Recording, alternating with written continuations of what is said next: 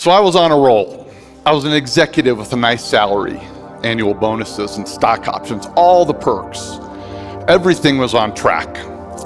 And on Monday, January 7th, 2008, at 3 o'clock in the afternoon in a small conference room on the top floor of our building, the president of the company wanted to have a quick meeting with me, which wasn't unusual since he was my boss. But the meeting turned out to be even more brief than expected. He fired me. And I'll never forget how his words just sucked the breath right out of me. And I left the conference room in a dazed state, and I went home and curled up in my bed in the fetal position for 3 hours. And while I could go on in vivid detail about how I felt, what I did to my self-esteem, my finances, and so on, what I now realize is while that event created the greatest amount of discomfort I had ever felt, it was that discomfort, the departure from my ordered life, that forever changed it for the better. You see, friends, what makes you comfortable can ruin you. And what makes you uncomfortable is the only way to grow. Let me say that again. What makes you comfortable can ruin you, and only in a state of discomfort can you continually grow. Now, I suppose if on January 8th, somebody come up and said, "Gee, buddy, getting fired's a good thing, because now you're really gonna grow," I probably would have smacked them. But pretty quickly, I became motivated to start a new journey. And after a couple of years of work with my new team and a PhD friend at the University of Nebraska, we had this epiphany on how to illustrate and apply the science of discomfort and growth. We called the concept the growth rings. The growth rings represent living environments that promote or hinder growth. And that includes everything from your place of work to even a fishbowl. You see, what dictates the size of a goldfish is its environment. And while this goldfish lives in a very safe environment, it's also very limiting in most every way. And when placed in a more robust environment, like say a small pond, this can be the result. Now it also means he could be eaten. But friends, this is you. The environments in which you work, live, and play, they're all a proverbial fishbowl that dictates your growth. So the first growth ring represents a low-performing, low-growth environment called stagnation. Stagnation is understood by having to follow too many steps and permissions and minutia that stifles creativity, independent thought, and action. To imagine an environment such as this, think no further than our state and federal governments. Now, the antithesis of stagnation is chaos, also low growth and low performing. Chaos can be caused by internal or external events or conditions. We see chaos occur at times in business mergers, natural disasters, and horrific events like 9/11. Chaos is having zero predictability or control over inputs and outcomes. Coming back down the growth rings, next to stagnation is the most desirable environment, order. Order is knowing that what you do or what is happening in your environment leads to a predictable outcome. And in predictability, comfort is found. But comfort is also what makes order so dangerous, because science shows that anytime you continually do something or even think about something the same way, you'll eventually stop growing. And this applies to every living thing, even our dog. You see, if Aspen had a chance, she'd choose comfort 6 days a week and twice on Sundays. But too much growth-limiting order would have prevented her from becoming a therapy dog. And had this been allowed, think of the lives this gentle soul would not be touching today. So before your order continues to limit the way you think and act, remember what I said earlier. Growth only occurs in a state of discomfort. Now think about the power of that phrase. Growth only occurs in a state of discomfort. I can unequivocally state I wouldn't be standing on this stage today without my uncomfortable, order-disrupting day 9 years ago. By the way, I'm not recommending you go get fired to see if it leads to a TED Talk, but when you feel discomfort hit, That means you've entered the complexity ring. Complexity is nothing more than changed order.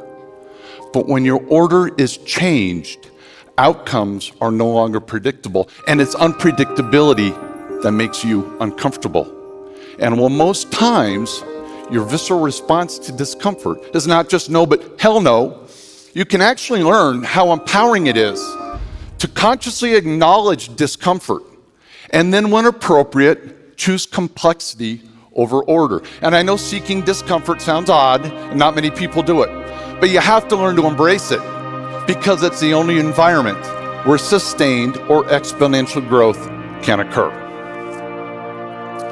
Okay, to weave high growth complexity into the fabric of your lives, there are three primary ways it can be triggered.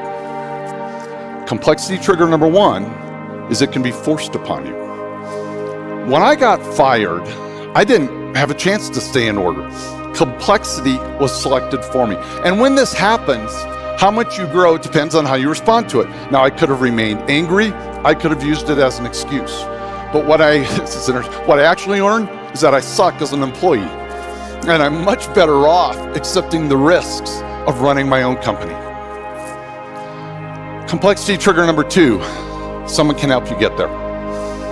This is the role of parents, teachers, coaches, and bosses, because left on their own, people will consciously or subconsciously select the comfort of order.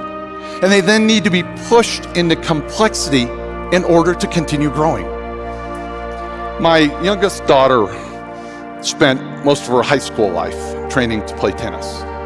And her coach was pretty familiar with our work on complexity and the growth rings. So I called him up one day to check on Maddie's progress, and I was able to phrase my question like this. I said, "Hey Lee, how long has it been since Maddie's been pushed deep into complexity?" Lee's response, "Funny you'd ask, Bill. We got there yesterday. She broke down into tears on the tennis court." Well, knowing how tough my daughter is, and the fact that she never cries, told me she was deep into complexity. But friends, this is where critical developmental decisions are made, because the old Bill, the pre-growth ring Bill, would have intervened and wanted to know what was making her so uncomfortable. Then I would have done everything I could to try and get her happy again. What I really would have been doing is removing the complexity and putting her in order. I actually would have been stifling her development. But the new post-growth ring Bill relished in his daughter's discomfort. And it was the coach's next words that told me everything I needed to hear. He said, "But Billy, got to tell you, it took a heck of a lot more to get her to the limits of complexity this month than it did last month. Discomfort was causing her growth." Okay, but what if you're not lucky enough to live or work in a robust high growth environment? What if you're stuck in order, even worse, stagnation? Well, the great news is everyone can trigger complexity at any time. So complexity trigger number three, trigger it yourself. Take a journey with me back to Montgomery, Alabama in the 1950s. Imagine, if you will, a young girl who's black, and she attends an all-black high school. And she takes a city bus to get there and home, which wasn't unusual in that era. And on March 2nd, 1955, she boards the bus to come home from school, and she sits near the back in the first row of seats where blacks were allowed to sit. And as the bus continues to fill with white people, there's eventually no more room in the front of the bus. And according to local law, she needed to move further back to create room for white people to sit. You see, Montgomery had an order in place that, when followed, led to a very predictable outcome: repression of people with little conflict. But 15-year-old Claudette Colvin had just spent the last month in high school studying Black history, and she was understandably fed up with the historic and existing atrocities. And so on this day, she decided she didn't like Montgomery's order. And by refusing to give up her seat, She sent a community, our laws, and our entire country into complexity. Yes, 9 months before Rosa Parks made her famous decision to stay put, it was a 15-year-old girl that was handcuffed, dragged from the bus, and taken to prison. It was Miss Colvin, not Rosa Parks, who first fought the law, and by the way, was also the star plaintiff to testify in the famous lawsuit that went all the way to the U.S. Supreme Court. So, I use Claudette's actions not to heighten awareness of race issues, although that's not necessarily bad, but I use it as an example of every issue, of every situation in an ordered environment. It's a real and perfect example of complexity forcing people, our communities, and our courts into discomfort, and the downstream impact that can occur anytime someone elects to move from order. Dr. Serene Jones, in a recent book, summarizes this concept very eloquently. She said, "The constant facade of order hides the wilderness that is craving to seep out and teach us that life wasn't created to be what we think it is. Beyond words, we must experience the wilderness to be taught what cannot be otherwise known." So friends, it's not the discomfort of losing a job. It's not having a child break down on the tennis courts, but it's order you should fear the most, because it is a threat. And order disrupting people like Jesus, Galileo, Claudette Colvin, Aspen's trainer, and maybe even a few of you have already proven. Now think about this. It's not the complexity triggering individuals or events you should fear the most, but it's your own willingness to accept or seek discomfort that will dictate the growth of not just you, but our entire world.